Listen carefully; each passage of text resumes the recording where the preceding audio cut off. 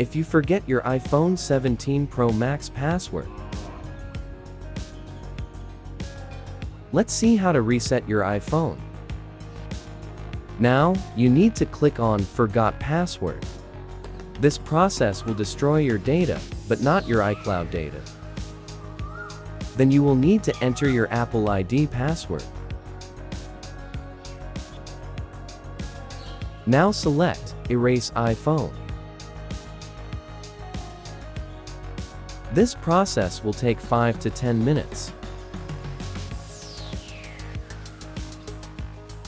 Now set up your iPhone like a normal iPhone.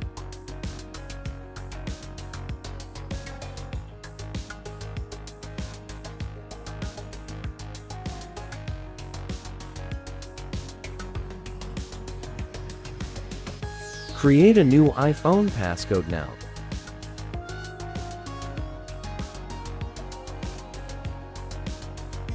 Thanks for watching. If you found this video helpful, please hit the like button and subscribe to the channel.